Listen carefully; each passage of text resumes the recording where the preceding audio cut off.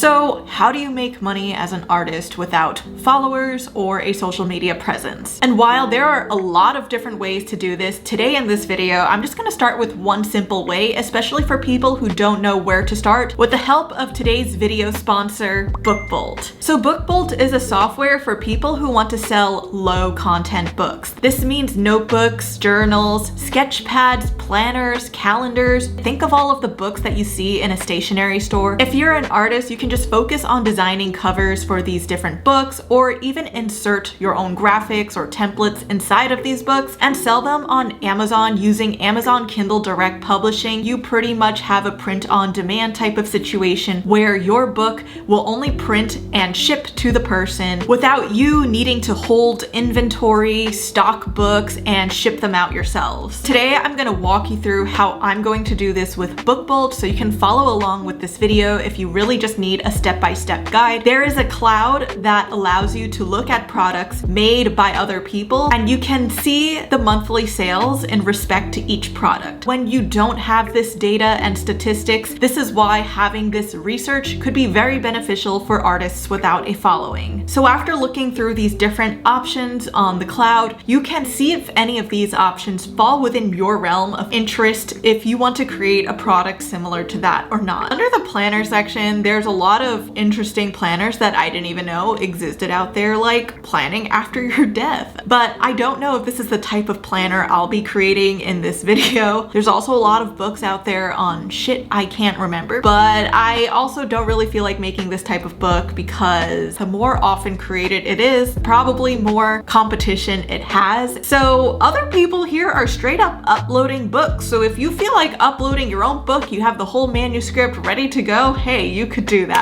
After doing research like this, you want to gather data on what has been performing well and what hasn't been. And at the end of the day, you still want to do something that aligns with you, because what's the point of making a book that you don't really find interest in? So for me, I kind of want to make a project planner because planners in general here are already pretty popular. There's a lot of 2024 planners. So if you have any confusion or trouble along the way while using BookBolt, you can look through their collection of tutorials that they have readily available for you to figure out how to use their software. So for this book, I made this planner cover for a project planner because I feel like as artists, we have so many mini projects in our minds, whether if it's, you know, the next comic we're posting, the next reel or video. All of these posts that we create online in themselves are like little projects. So I want to create a product, which is a project planner to help with these many projects that I do. So I would recommend for you to get an idea of what you want for the book first, have your assets ready, whether if that's creating your book cover or creating any graphics or templates for the inside. And then you go to the BookBolt Studio where you will then open up to a page where you can set up your book. I recommend doing the 6x9 softcover book because these are the more commonly purchased types of books. And as a first-time seller, these also cost less to produce. And if you're not that experienced selling things, you kind of want to minimize these financial risks while you can. So just start off simple and don't overcomplicate things.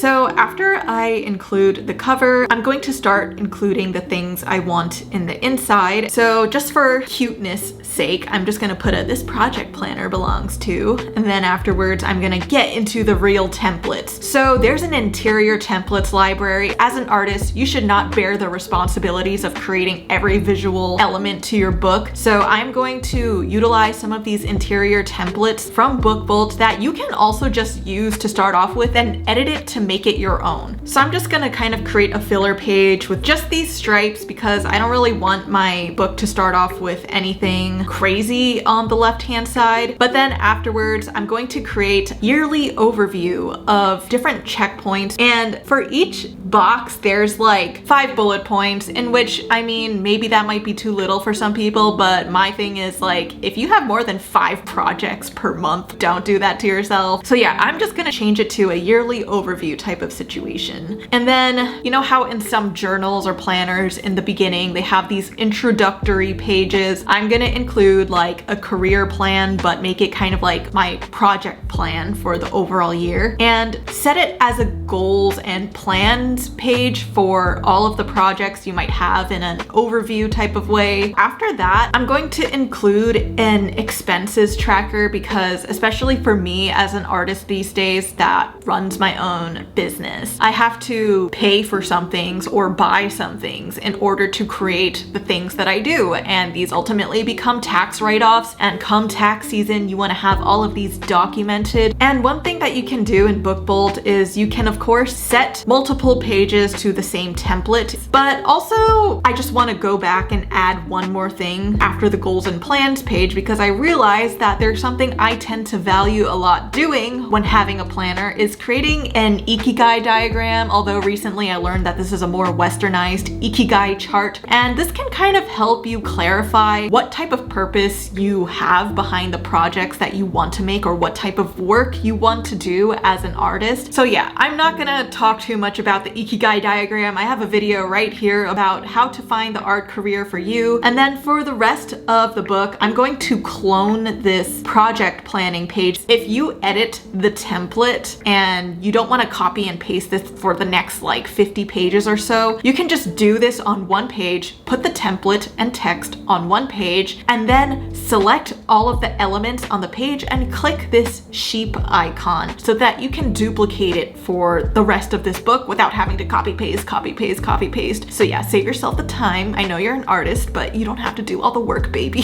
Then afterwards, in the end of this book, I just kind of want to create like some blank pages section, kind of like in a journal or planner when you're done with all of like the template pages. Normally there's some pages left to doodle by the end of it. So one thing you want to do before you save and export the PDF of this entire book manuscript is to make sure you run through a preview of it through the book view. So once everything looks good to go, you can then go to download and download current project. I'm of course making a printed book, so it's going to be in CMYK, and then you're going to get these two files, and then you're going to get a zip folder of both the cover and the interior PDF, which you will find useful in the next step. So after you have your files ready, you're going to want to create an Amazon Kindle Direct Publishing account if you don't have one already. I actually already had one because guess what? When I first published Succubishes Volume 1, I used Amazon Kindle Direct Publishing. So you're going to fill in all of the details that you need for this book, and when you fill in the book title, you can just put in whatever you think already kind of performs well. Like for me, project planner I think is a good universal word, and for subtitle, I'm gonna go back and look at what other project planners have performed well. So creative project organizer and task management with checklists, expenses, sketchpad, and notebook. While this is very wordy, these are the search terms that I guess people are looking up according to these other books I've researched. So you can also include a pen name if you don't want to reveal yourself to the universe. And then yeah, fill in the rest of the information and the description. Again, you can look at the other products from the cloud and see what other people did and see if any of that type of information is something that resonates with you and your book. And then next you want to fill in the categories, and when you are up to the keywords term, this is the part where BookBolt comes in really handy because they have a keyword search function where you can look at, and after including what type of product you are trying to find keywords for, you're going to get all of these different lists of these searches that people do on either Amazon or Google when they're looking for a project planner. We're just looking for the general popular search terms because a lot of people have a lot of projects and plans out there, I guess. Continue to fill in the rest of the information as you deem fit. And then afterwards, this is where you upload your manuscript and book cover. And then there's going to be a section that's like, is there AI generated content? No, we are here to escape that world. The last thing you want to do is to look at your book preview and make sure that everything is, again, in alignment with how you want it to look like when it's printed. So the good thing about Amazon Kindle Direct Publishing is that they will tell you if there's an error, because even though on BookBolt there were no errors, sometimes little things happen and you just have to adjust and align. So I guess what I have right now kind of bleeds through these red lines, so I'm gonna have to go back and adjust them, and then I'm gonna re-upload it. So after you upload your book, it might take about 72 hours for it to go live, and then once approved, it will be available for people to purchase. So I definitely recommend you all to get a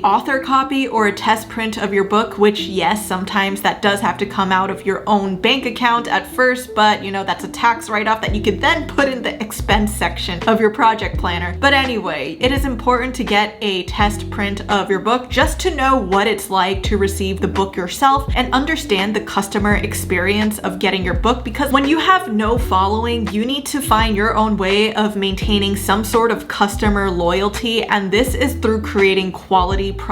Because if you have a shit product that nobody likes and they had a bad experience with it, they're probably not going to purchase from you again. And you can even give some of these products to your family and friends and maybe ask for them to leave a review on your product's site. And usually, for me at least, when I buy things online, I always look at the reviews before purchasing, and that's what ultimately helps me decide if I'm going to purchase it or not. So if you're interested in trying out BookBolt for yourself, there is a newbie option and a pro option as a subscription plan, in which I know even though it costs money to use the tool, which hey, once you start making sales, you pretty much make back the money that you spent on using the software. So if you want to try out BookBolt for yourself, the link is down below for 20% off using my code MtsRbls. You can do this from anywhere around the world. So thank you to BookBolt for sponsoring this video. If you want to see more videos on how to make money as an artist, check these out and in the links below, and I will see you all in the next one.